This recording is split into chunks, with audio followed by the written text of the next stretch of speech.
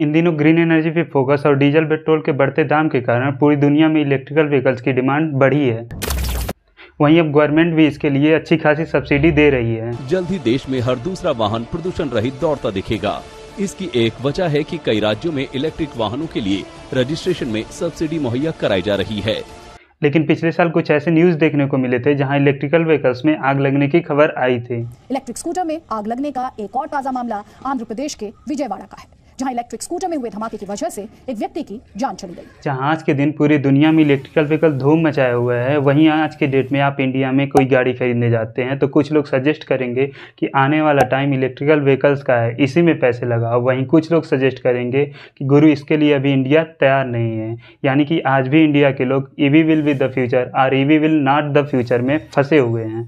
By 2030, 80% of 2 and 3 wheelers, 40% of buses and 30% of cars in India will be EV. Electric mobility is gaining good momentum in the country and it will be an important tool to develop pollution-free transport.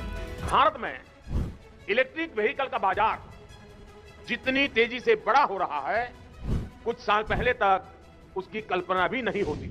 लेकिन आज की date में क्या reality में भारत इस electric vehicles के लिए तैयार है? क्या 2023 में इलेक्ट्रिकल व्हीकल्स खरीदने से सच में कुछ फ़ायदा है या इसके लिए भारत को थोड़ा और वेट करना चाहिए?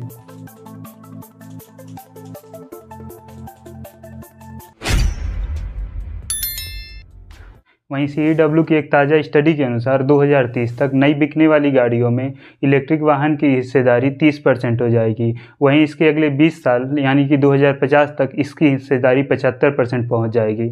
वहीं आपकी जानकारी के लिए बता दें कि आज की डेट में इंडिया में 27 करोड़ से ऊपर वाहन रजिस्टर्ड हैं। वहीं आज की डेट में इंडिया दुनिया का तीसरा सबसे बड़ा ऑटोमोबाइल मार्केट बन गया है। वहीं गवर्नमेंट की तरफ से दिए गए आंकड़ों के अनुसार जुलाई 2022 तक इंडिया में 13.34 लाख इलेक्ट्रिकल वाहन रजिस्टर्ड हो गए हैं, जिसमें कि 3 स्टेट्स और एक यूनियन टेरिटरी के आंकड़े को अभी ऐड नहीं किया गया है। यानी कि आज की डेट में इंडिया में 15 लाख से ऊपर वाहन रजिस्टर्ड हैं, जिसमें 3 व्हीलर की संख्या 79%, 2 व्हीलर की संख्या 70% और 4 व्हीलर की संख्या 4% है। यानी कि आज की डेट में इंडिया में 50,000 से ऊपर इलेक्ट्रिकल वाहन सोल्ड हो गए हैं। वहीं हिंदुस्तान टाइम्स के एक रिपोर्ट्स के अनुसार फाइनेंशियल ईयर 2020 और 21 में जहां 50,000 से कम इलेक्ट्रिकल वाहन सोल्ड हुए थे, वहीं इस साल के फाइनेंशियल ईयर में यह आंकड़ा 9 दिसंबर 2022 तक 4.43 लाख हो गया है। यानी कि इस साल के फाइनेंशियल ईयर के ख़त्म होते होते यह 6 लाख से ऊपर पहुंच जाएगा। लेकिन अगर वर्ल्ड लेवल पे बात करें तो यह आंकड़ा इंडिया के लिए अभी बहुत कम है।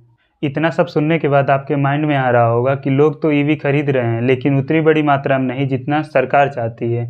आखिर ऐसा क्यों? तो इसके बहुत सारे रीज़न हैं।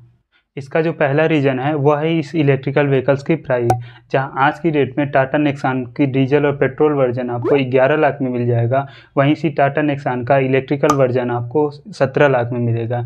यानी कि सेम कंपनी के सेम कार को खरीदने के लिए आपको 1.5 गुने पैसे खर्च करने पड़ते हैं। वहीं दूसरा जो प्रॉब्लम इस इलेक्ट्रिक व्हीकल्स के साथ आता है वह है इलेक्ट्रिकल व्हीकल की चार्जिंग, क्योंकि इलेक्ट्रिकल व्हीकल को चार्ज करने में कई घंटों का समय लगता है। वहीं जहां आज के डेट में इंडिया में 65,000 से ऊपर पेट्रोल पंप है, वहीं आज की डेट में चार्जिंग पॉइंट की बात करें तो वह बस 1740 ही है। वहीं तीसरा जो सबसे बड़ा प्रॉब्लम इस इलेक्ट्रिकल व्हीकल्स के साथ आता है वह है इसकी बैटरी का लाइफ टाइम, जो कि 6 से 7 साल का ही होता है। इसके बाद इसको बदलना ही पड़ता है, जो कि इलेक्ट्रिकल व्हीकल के कास्ट से 50 से 60% होता है। वहीं एक और प्रॉब्लम जो इस इलेक्ट्रिकल व्हीकल के साथ आती है वह है इस इलेक्ट्रिकल व्हीकल का रेंज, जिससे कि आपको लॉन्ग ड्राइव के ट्रिप पे काफ़ी मुश्किलों का सामना करना पड़ता है। लेकिन आने वाले टाइम में ये सभी प्रॉब्लम जल्द से जल्द सॉल्व हो जाएंगे, क्योंकि फ्यूचर में ऑयल क्राइसिस को देखते हुए इंडियन गवर्नमेंट इसके लिए अच्छे से अच्छे पॉलिसीज बना रही है। वहीं इसके प्रोडक्शन को भी काफ़ी तेज़ी से बढ़ावा दिया जा रहा है। नीति आयोग के एक रिपोर्ट्स के अनुसार 2030 तक गवर्नमेंट प्राइवेट यूज हो रहे कारों में 30%, वहीं कमर्शियल कारों में 70%, वहीं बसेज में 40% और 2 व्हीलर और 3 व्हीलर में 80% कंट्रीब्यूशन इलेक्ट्रिक व्हीकल्स का टारगेट रखा है।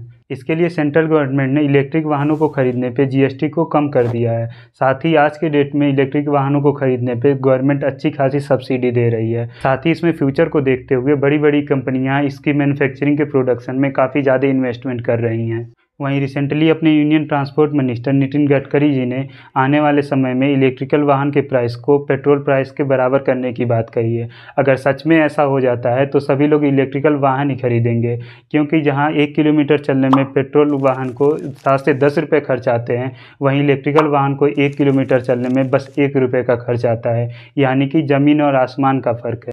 वहीं गवर्नमेंट फ्रेम 2 योजना के अंतर्गत 25 स्टेट्स के 68 शहरों में लगभग 3000 तक चार्जिंग स्टेशन खोलने की मंजूरी दे दी है। वहीं इसके अलावा 9 एक्सप्रेसवे और 16 हाईवे के किनारे 1576 इलेक्ट्रिक चार्जिंग पॉइंट खोलने की भी मंजूरी दे दी है।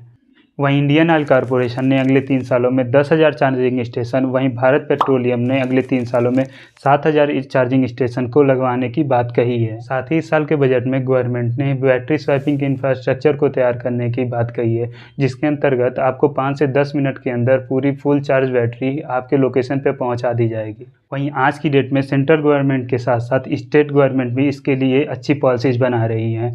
वहीं बात करें टॉप 5 स्टेट जहां पे आज तक सबसे ज़्यादा इलेक्ट्रिक वाहन सोल्ड हुई हैं, उसमें उत्तर प्रदेश, दिल्ली, कर्नाटक, बिहार और महाराष्ट्र टॉप पे आते हैं। यानी कि गवर्नमेंट भी इस इलेक्ट्रिकल व्हीकल के फील्ड में काफ़ी ज़ोरों शोरों से आ गई है। अगर सच में गवर्नमेंट अपने अचीवमेंट पूरा कर लेती है तो आने वाले फ्यूचर में इलेक्ट्रिकल व्हीकल्स का फ्यूचर इंडिया में काफ़ी ब्राइट दिख रहा है।